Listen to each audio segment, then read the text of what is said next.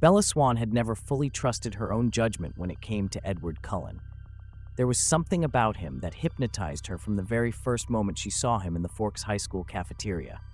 His unusually pale skin, his elegant demeanor, the way he moved with an unnatural fluidity. Even his sudden initial disdain had intrigued her rather than pushed her away. Then came the truth, or at least the version he wanted to tell her. "We are not like the others. We are not human, Bella," he had said in his velvety voice, confessing his vampiric nature with the intensity of someone sharing a forbidden secret. "We feed on blood, but not human blood. We are different. We are vegetarians." Vegetarians. She had believed in that word with ridiculous ease. She had wanted to believe it, because if Edward Cullen was a monster, she didn't want to know. Because if he was dangerous, then so was she, for being drawn to him like a moth to a flame. But lies don't last forever. It all started with small details, inconsistencies that piled up until they became impossible to ignore. The way Edward always seemed to know too much about the people of Forks, including some of the town's darkest secrets. The way Carlisle, always so stoic and kind, avoided certain questions about their moral code. The way Alice reacted whenever Bella mentioned a disappearance in the local news, diverting the conversation with an overly forced smile. But nothing had prepared her for what she would find that night in the Cullen mansion. Edward had gone hunting with Emmett and Jasper.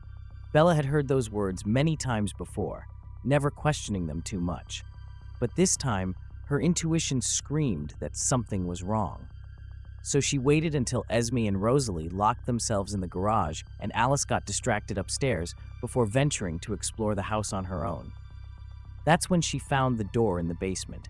It was a hidden entrance, disguised behind a bookshelf filled with leather-bound books. It wasn't locked, as if no one expected anyone to find it. She opened it cautiously, swallowing hard when a strong metallic scent filled her nostrils. The hallway was narrow, with dim lights flickering on the ceiling. Her footsteps echoed against the concrete floor as she advanced. The air was heavy, almost oppressive. And then she saw it. A large room, with several metal tables lined up against the wall. On them, carefully folded clothes, but stained with dried blood. Piles of shirts, pants, coats, even backpacks. Each garment seemed to have belonged to someone different. But the worst was at the back of the room. An industrial-sized refrigerator, huge like the ones used in hospitals or morgues.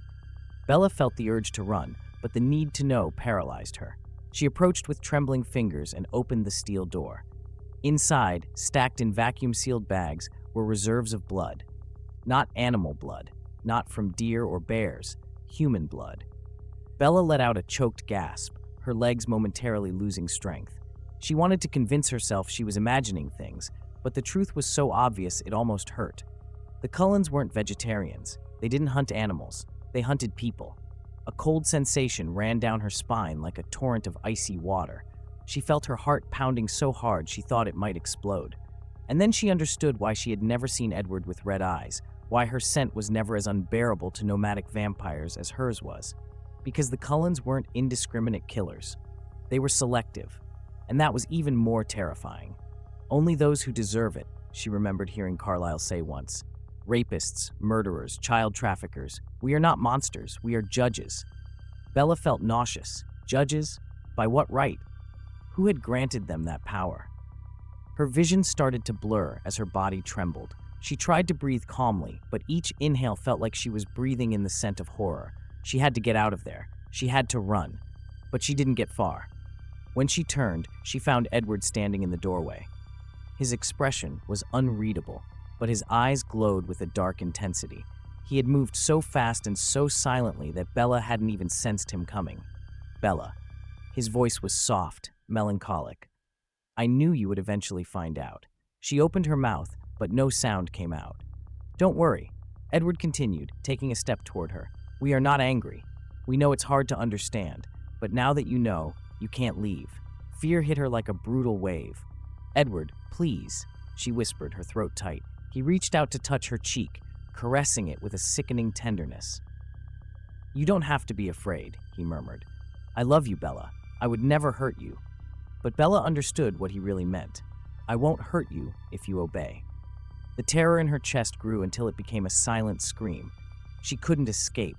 She couldn't run. Edward would never let her go. And then she knew for certain she had made a fatal mistake by falling in love with Edward Cullen, and now she was trapped, forever.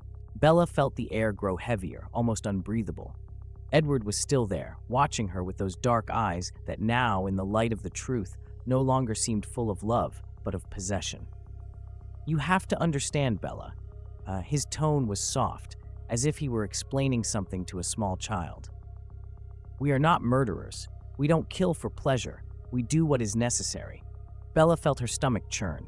She wanted to scream at him, to tell him that wasn't true, that no one had the right to decide who lived and who died. But she knew that any words she spoke wouldn't change anything. Edward believed what he was saying. All the Cullens did, and that was the most terrifying part. She took a step back, her gaze fixed on him. Her mind was racing, searching for an escape, but there was none. Edward was faster, stronger. Even if she managed to reach the basement door, what then? Alice would already know she had discovered the truth. Jasper could paralyze her with just a thought, and if she tried to run, what would they do to her? She tried to speak, but her voice was barely a whisper. "I need time to understand." She didn't know if the lie would work. Edward knew her too well, but his expression softened just a little, as if he wanted to believe her. "I understand," he said, approaching her slowly. "It's a lot to take in, but I promise it will all make sense to you." Bella nodded, though her mind screamed only one thing: run. But she couldn't, not yet. Edward took her hand gently, his cold fingers intertwining with hers. "I love you, Bella. No matter what happens, I will always love you." Bella swallowed, feeling the weight of those words in a different way now. "You can't leave, Bella." He didn't say it, but it was implied. She knew it the moment Edward led her out of the basement with an eerily calm demeanor, as if it no longer mattered that she knew the truth, as if he trusted that she wouldn't try to escape, as if he already considered her one of them. The following weeks were a hell disguised as normality. Edward acted just as he always had. He picked her up in his truck, walked her to school, looked at her as if she were the only thing in his universe. But Bella could no longer see him the same way. Now, every smile of his reminded her of the blood in the basement. Every touch of his cold hands was like an anchor pulling her deeper and deeper. She tried to pretend. She tried to act as if everything was fine, but Edward was too perceptive. "You're not sleeping well," he remarked one night as he drove her home. Bella kept her eyes on the road. "I just have a lot on my mind." It wasn't a lie. She was thinking of 1,000 ways to escape, of who might help her. But who? Who could she tell about this without sounding insane? "You don't have to carry this alone," Edward whispered, gently taking her hand. "I don't want you to suffer." Bella closed her eyes for a second. "I don't want to suffer either, Edward. I don't want to die." But she was no longer sure she had another choice.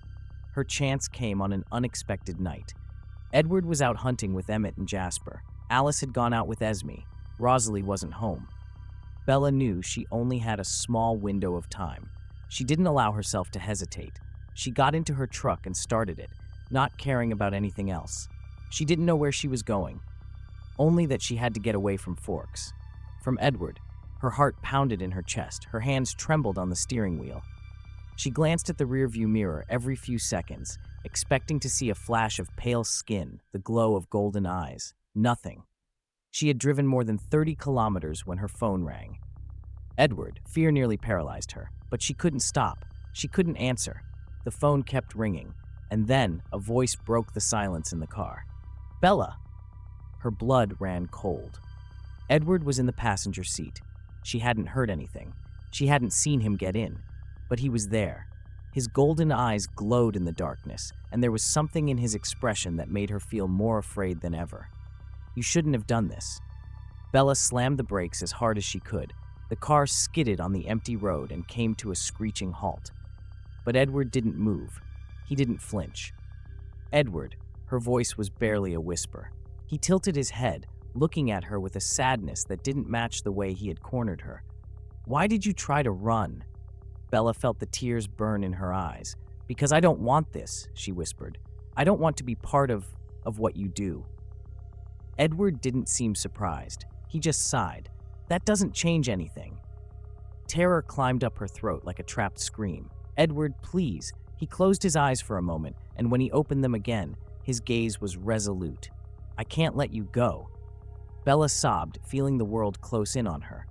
Then, what are you going to do? Edward looked at her with something that almost resembled compassion. The only thing I can do. Bella knew the answer before he even said it. She knew she wouldn't survive that night. And then Edward smiled.